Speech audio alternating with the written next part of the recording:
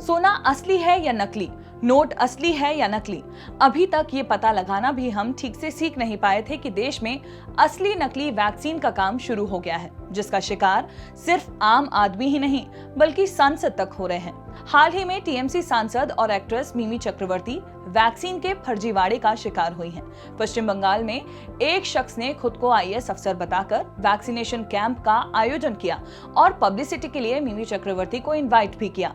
मिमी चक्रवर्ती ने लोगों में वैक्सीनेशन के प्रति जागरूकता बढ़ाने के लिए उसी कैंप में वैक्सीन भी लगवा ली, लेकिन जब उन्हें वैक्सीनेशन का कोई मैसेज नहीं आया तो उन्होंने पुलिस को पूरे मामले की जानकारी दी, जिसके बाद ये खुलासा हुआ कि उन्हें वैक्सीन के बजाय एंटीबायोटिक का डोज लगा दिया गया।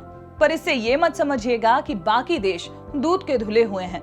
दुनिया भर में कहीं गलत वैक्सीन लगाई जा रही है तो कहीं गलत सर्टिफिकेट बनाए जा रहे हैं। पोलैंड में कोरोना वैक्सीन के नाम पर झुर्रियां दूर करने वाली दवा को पानी में मिलाकर दे दिया गया, तो मैक्सिको में 80 लोगों को फाइजर बोलकर नकली वैक्सीन लगा दी गई। अमेरिका में वैक्सीनेशन के बाद मिलने वाला सर्टिफिकेट को लेकर ही धांधलेबाजी शुरू हो गई है। फर्जी वैक्सीनेशन कार्ड ईबे, शॉपिफाई और दूसरी ई कॉमर्स साइट पर बिकने लगे। फर्जीवाड़ा उजागर होने के बाद सरकार ने वहां 2 दर्जन वेबसाइट को बंद कर दिया।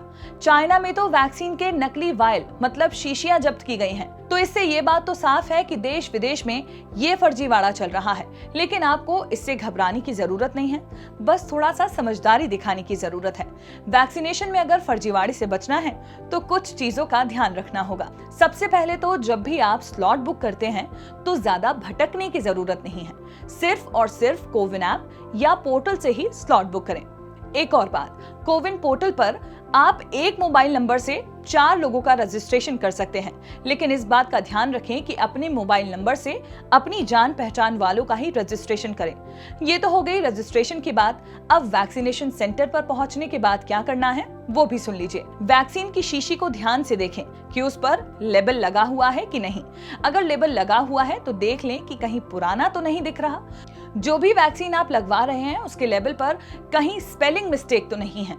वैक्सीन लगवाने के बाद ये कभी मत सोचिएगा कि सर्टिफिकेट आराम से आ जाएगा।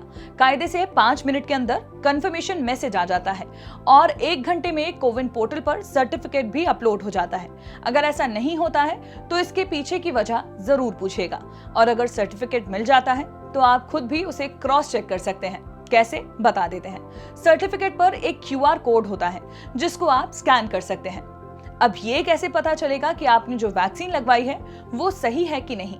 तो वैक्सीन के बाद 80% लोगों को पोस्ट सिम्टम जरूर नजर आते हैं। जरूरी नहीं कि बुखार ही आए, हाथ में हल्का दर्द, खुजली या थकान भी इसके सिम्टम्स हैं।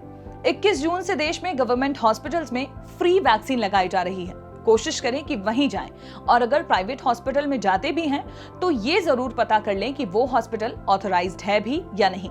इसके अलावा एक और तरीका है, आप वैक्सीन लगवाने के 1 महीने बाद अपना एंटीबॉडी टेस्ट भी करवा सकते हैं। अगर सही वैक्सीन लगी होगी तो आपके शरीर में एंटीबॉडी जरूर बनेगी। है ना कमाल का वीडियो? तो ऐसे ही और भी नॉलेज बढ़ाने वाली वीडियोस को देखने के लिए डाउनलोड कीजिए दैनिक भास्कर ऐप। शेयर और डाउनलोड करें दैनिक भास्कर ऐप।